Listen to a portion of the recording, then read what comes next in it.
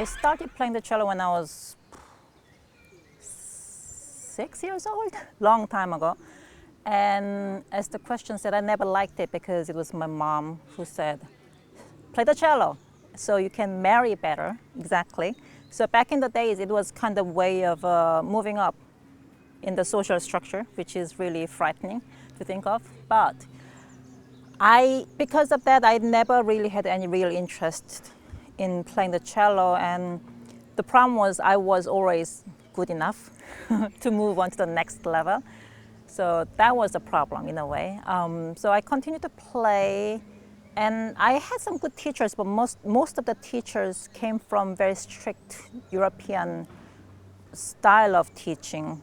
And this one teacher in particular, he came from German tradition. I'm not saying all the German traditions like that, but he kind of expected you to copy exactly everything he did, which was not my liking, but I had to do it. And eventually I started to listen to music that was non-classical music. And it started with smooth jazz or even new age music. Just a few days ago, George Winston passed away actually. And I just remembered his music was the first piece of music that I heard, and I was just intrigued. I was just taken by it. And since then, I was kind of exploring for different kind of music. That led me to go to Berklee College of Music to study something that was not classical music. But once I arrived there, I realized what I thought jazz was not the jazz they were teaching. So I had to figure something out. And then eventually I studied film scoring and other stuff. But a friend of mine introduced me to improvisation, which was not in the style of jazz, like what they were teaching at Berklee. And I think since then I kind of started try to find ways to connect with the cello, because cello was the only instrument, and I was very curious about this improvisation.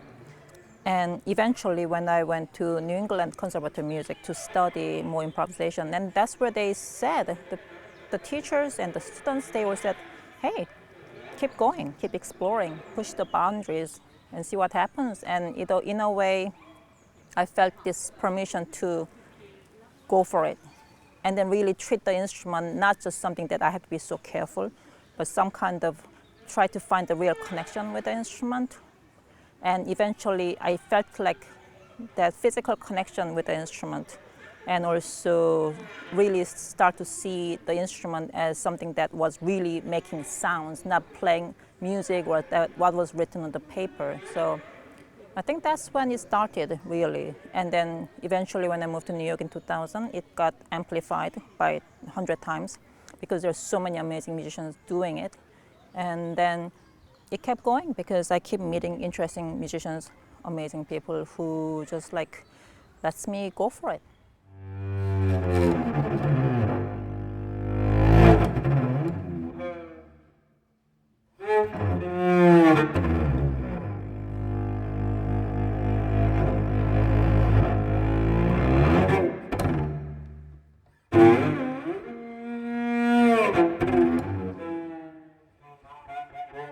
Well, I don't always integrate these performative aspects, and I kind of decide when I go to the space and get to know the space a little bit more. For example, for tonight's concert, there won't be any this investigation with the spaces because I don't think that's the right space. The reason why I started doing is because I got bored with a typical traditional concert setting that the audience is to stay passive and the performer presents whatever the person is doing, and then it's kind of one-way exchange between the audience and the performer. And I thought, okay, since I am interested in experimenting, asking questions, and trying to do something that's outside the comfort zones, I thought, okay, what if I kind of break into the boundaries that, this wall between the performer and the audience.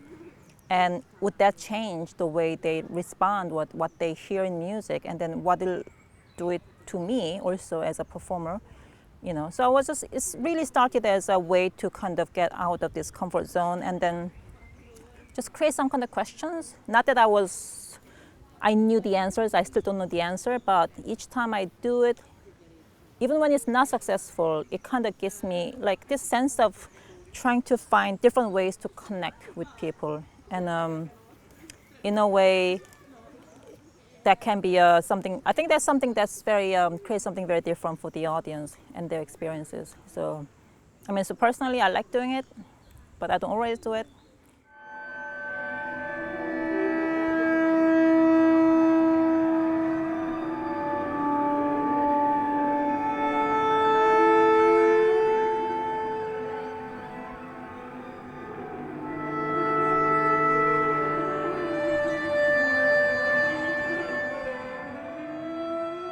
So yeah, cello as an object actually that creates sound. So not, I mean, of course, instrument, it always, I mean, they all make sounds, but in a way, cello can be an object that I can move around and then place different in the spaces. That also became something that I was really intrigued by it.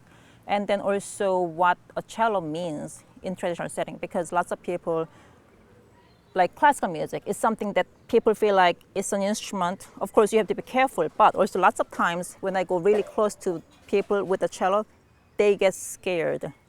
Other than being like curious about the instrument, but they are worried that they don't want to touch it, for example.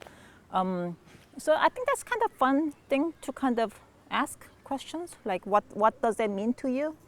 What is this instrument to you, and then also to me? So it's a way of kind of just expanding what it is or what it could be, you know.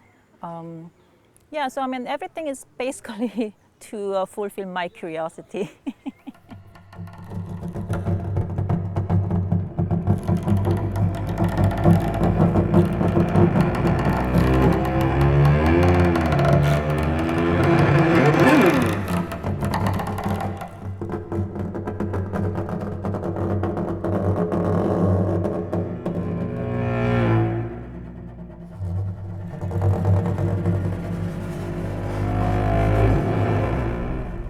So tonight you will hear my piece that is mostly made of cello sounds and some electronics and a live cello play with it.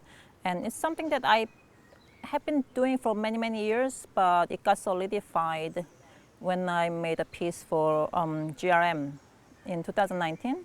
So I've been kind of expanding it, and then in a way,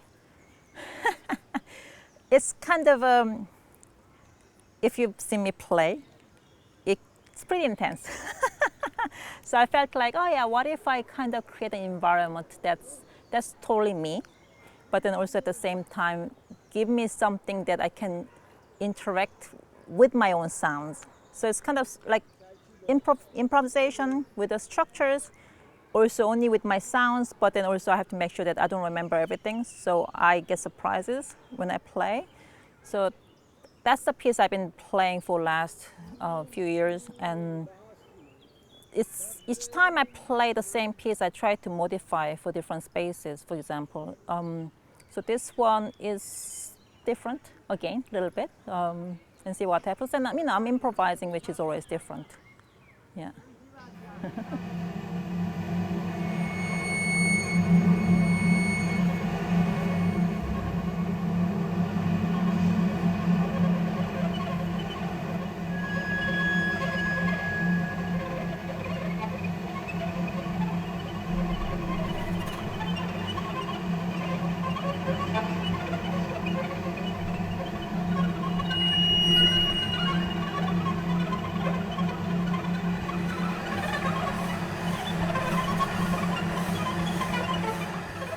So actually, one of the projects I've been telling people about is this ambient music project.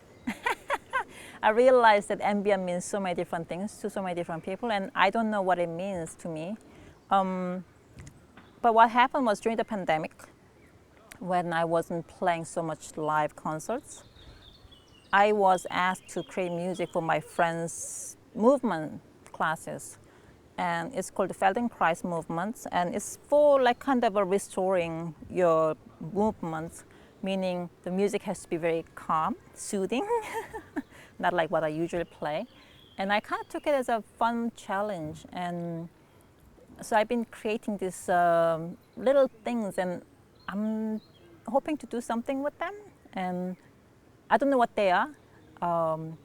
Nobody might not want to put it out, but that's one thing it's in my head. And then I want to create a piece that's like totally like produced, made in a studio. So it's kind of about this like, it's difficult to say, but I kind of want to, because I mean, if you hear my concert tonight, maybe it's kind of connected to it, but other than just using only my sounds, but maybe expanding other people's sounds too. And then like I want to make an album that people can listen to from the beginning till the end.